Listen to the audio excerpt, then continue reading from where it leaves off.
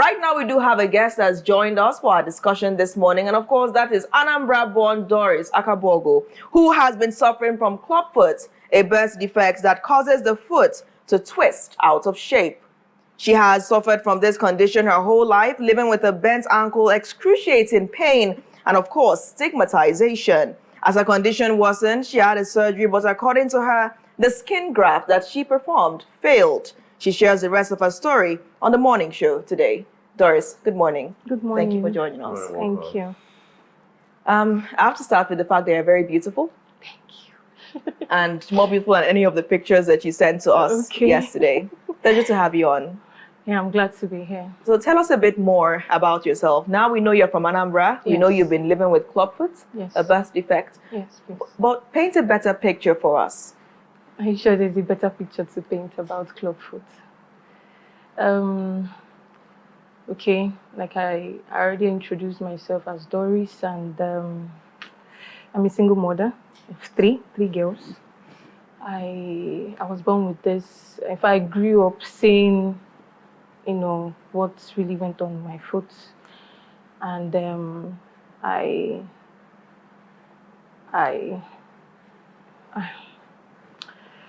okay. Take all the time you need. No, it wasn't really a very easy experience or wonderful one, because I would say I've been living with pain right from childhood. And I told myself, I got determined to be better. I got determined to have it fixed, because the pain was too much. And I kept on questioning my parents, like, I made inquiries, and I found out that this was something that would have been corrected right from childhood. But I just kept on asking my mom why she didn't do anything about it. In fact, to be sincere, I did not have a good relationship with my mom in particular, because I felt it's supposed to be a duty for her to make sure her female child, whether even a male, wouldn't go through such.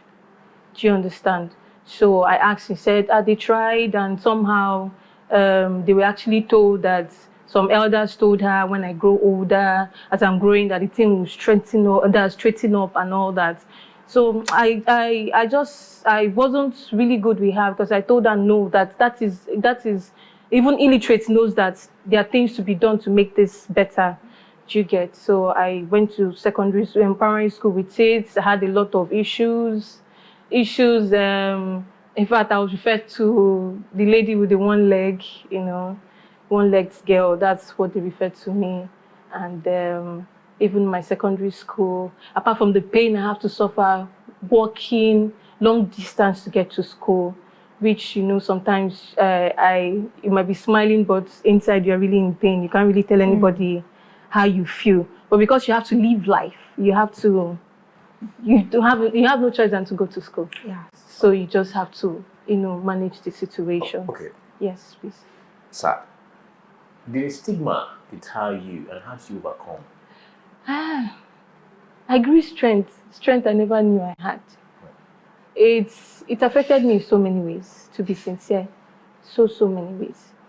But I just had to tell myself that I wouldn't allow it just limits me, though it did in some certain areas. I actually listed down some things I wanted to touch, but if time permits, I might touch it. So it affected me the way I saw myself, people I was around. Even when I went to school, I felt I was not good enough. Yes, I felt I didn't fit into the society. I felt I didn't fit into the kind of friends I was around. I've always felt inferior. I always had this feeling of not being among. So sometimes I get to seclude myself, try to stay indoors, because I don't want to go outside and people looking at me and, seeing me. There's this funny part about it where you walk around and you see some beggars that are not really, definitely know they're not really good, and they see you and they want to ask you for money. But while looking at you, they won't tell you sorry. And I'll just smile, like, in my mind, I'm not one of you guys, okay? I might have this, but I'm not one of you guys. You get? So it has not been easy, sincerely. It has really not been easy. What were some of the things that they would say to you?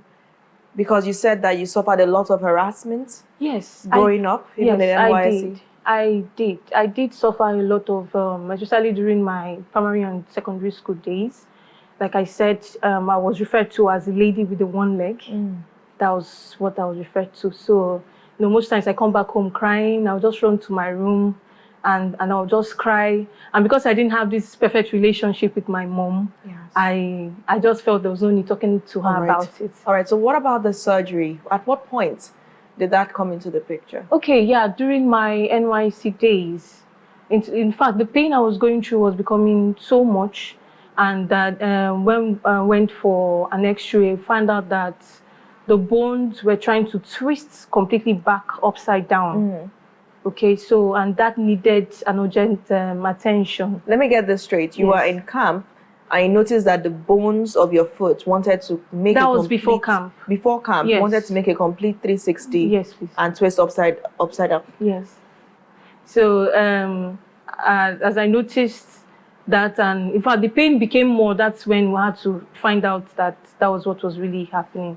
So I had to wait till NYC time so that I could use that period to have the surgery. I believe we have some of those scan results, and in the course of this program, I'm sure that we'll show those scan results on screen. But when exactly did you go for that scan, the scan of your foot? Okay, the particular one I sent recently is the one I just did not quite long, where the doctors, they had to examine to find out why the ulcer is not healing. So, and they found out that that the bones, because there's a metal plate in it, if you notice in the scan, the X-ray, there's a metal plate there. They said the first set of doctors that handled it didn't do it properly. Okay, so that the way they place the bone and where the metal plate is not where it's supposed to be. So there's need to have another surgery to correct that. Now you've performed the surgery, right? No, that's the first one. Yes, please. And then you have an injury that simply would not heal. Yes. What's that like for you? Tell us about it. It's been so horrible. Very, very horrible, because okay, let me go to the part where I've tried so much getting a job to do, and it has been very difficult because some employers might feel, okay, you're not fit enough to work, and that's been challenging. So I had to resort to doing POS business in the markets to survive with my kids, because this foot was one of the major issues why I got separated, because of the family of the guy and all that. You're marrying a lady that has issues with her leg. Sorry, I need to get this straight. Who was saying that? Who was saying that to him? Who was saying that to you? The thing is that when I was introduced into the family, they told him, no, how can you marry somebody who has such issues with her leg? Do you understand? Both him, the mom. So the hatred and everything was transferred to me, and the God willing, I wouldn't say unfortunately. How did they show that hatred? Through verbal words, through actions. They showed it in all areas. In fact, I have 3 girls. I was even trying to have babies, like a male child, to see if I could impress these people, at least have this atom of love from them. Do you understand? Maybe they can overlook this part. Do you understand? But it wasn't working. But finally, a whole lot of stories around it, and we got separated, so I'm left to take care of my kids. Sorry, I'm sorry. I know I'm crossing dangerous lines. No, you're not. I'm free with any question. Okay. Yes, please. Do any of your children suffer from clubfoot? No. My girls are beautiful. I can show you their pictures. I would love to see their picture. So, sorry again. No, going personal. Your ex-husband. Yes. What was his reason for leaving? Okay. The reasons are a whole lot much. I think pressure from his family. He had a lot of pressure from his family. He's a good man. Let me not really say anything bad about him. He's really a good man, but he had a lot of pressure. Big time pressure from his family. I think I'll leave it at that. Over the condition? Yes, not just the condition. I think I'll just leave it at that. But is he involved, like, in taking care of the children too? Right now, no, he's not. So I'm doing that single-handedly. So he threw away the baby with the bathwater? Maybe that's what he wants. But he claims financially he's not fit. That's what he claims. But actually, when I was kicked out, his mom told me to there are a lot of single mothers that actually fry akara to take care of their kids. So I should go and take care of my daughter. Oh, really? Yes. So they kicked you out? Yes, I was given time to leave the house. It paints a picture of how that happened. But I still would like to know what reason he gave. Did he say, I don't want to be with you anymore because you have clubfoot? Okay, like I said from the beginning, the hatred for him bringing in a woman that has a clubfoot was one issue. And the surgery, because we met at the surgery, I was still in my healing process and all that. So they were like, no, and all that. So that hatred was just there. But at some point, a lot of things was just a bit rough with him. And the mom actually, I don't know where they went to, and they said, one of their prophets or prophetess or so said, I was behind his failure. Jiggets. So that's why I said I didn't really want to go into that part. So that I was actually behind his failure. He's not really progressing or making anything out of his life because he's insinuating that you had come with some kind of bad omen. Yes. But at some point, he loved you.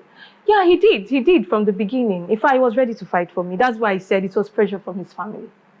Well, for him to succumb to the pressure, well, that's by the way. I guess he was tired because he really needed some backup and assistance. Did you both live in the family house? Yeah, we did. You lived with his family? Yeah, was given the pressure? Yeah, we did. Then later, it became too much for me. I couldn't handle it because of a lot of family issues. We had to move out. We moved to Lagos. We stayed there a while. Then I think during the time they were talking about relocation to the east and all that. So his parents were like, he's my only son. He needs to come back to Enugu and all that. And that's how we came back and we had to go back to the family house. That must have been a harrowing experience for you. 10 years has been so horrible. How did you manage the foot after the surgery? I was hustling with the foot because my girls were giving me strength. But in terms of the care, treatment, management, nothing was surgery, done because the finance wasn't there. So I was living on painkillers just to be able to move around. So you take a lot of painkillers? Too much. I take painkillers 3-4 times in a day just to be able to move around. What are the side effects? How does that affect you? I developed ulcer at some point, and I had to stop taking, but it was really, really difficult for me to move. But, you know, I had this push that my kids, I just hate to see them not, not being able to, maybe when they need anything, I can't provide it. So I just push myself to an extreme. Question, right? So you have to undergo external surgery. Yes, I have to. So how are you managing or planning or trying to like gather funds to, that I really don't know. I really don't know how to go about it because the surgery is long overdue. According to the doctors that examined me, they said I've really carried this. The way the bone is actually structured right now, that it's not in the right place. So that he asked me how long I've carried it, and I told him I've carried it for 10 years, and he was like, really? So I've been with this for 10 years. That's been so bad, and that's why the healing process, the ulcer has refused to heal. That no matter what I do, because I've tried so many things. In fact, I've done so many things. I've even gone so many places. So, but it just said that the best way to get it over and done with is to perform the surgery. So at first, I thought it was just the plastic surgeon working on it. Do you understand?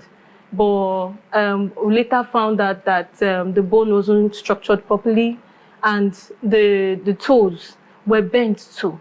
So the first doctors that handled it, they handled it properly. So that's why I had to suffer all that for 10 years. Apart from what I was suffering for 23 years. So adding the 10 years, that's making it 33 years. You're a strong woman. I'm not going to say sorry, like those people on the street that said sorry. But I have to ask you this. Yes. There's this link, this tie, this relationship that appears to exist between people who are handicapped a certain way and begging. You said that some people who are begging for alms told you sorry, and you said, I'm not one of you. Yes. What would you have to say about people who think that because they are handicapped, they can't start a business like your POS business? You are doing your own POS business, but people that don't have anything else and they stand on the street. What do you have to say? Okay, coming to that,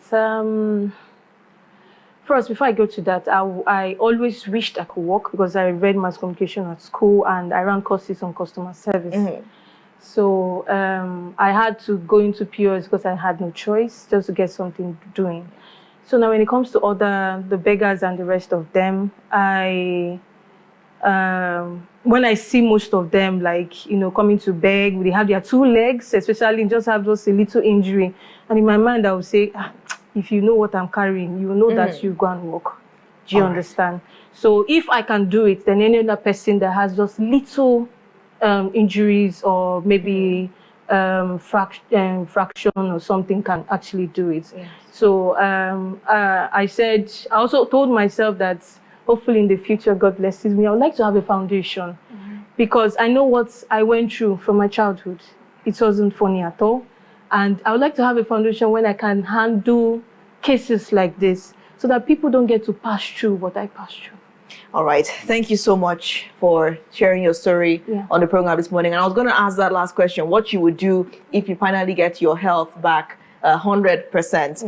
All right. So if you've heard this interview and you want to assist Doris, perhaps to seek care to treat the injury that she has developed since the first surgery and perhaps to correct all the anomalies, please do well to call 070-101-75265. I repeat, this is how you can contact Doris, 0701-017-5265. And for the last time, 070-101-75265. You may just be the one that will change her story and perhaps be the reason that she finally sets up that foundation. Thank you once again, Doris. Thank you very much. You're strong. We're behind you. We'll go on a quick break now. When the morning show returns, we're joined by a plastic surgeon, coincidentally, that will be telling us about the management and treatment of clubfoot and perhaps the severity of her condition. If you still have any doubts about that, stay with us.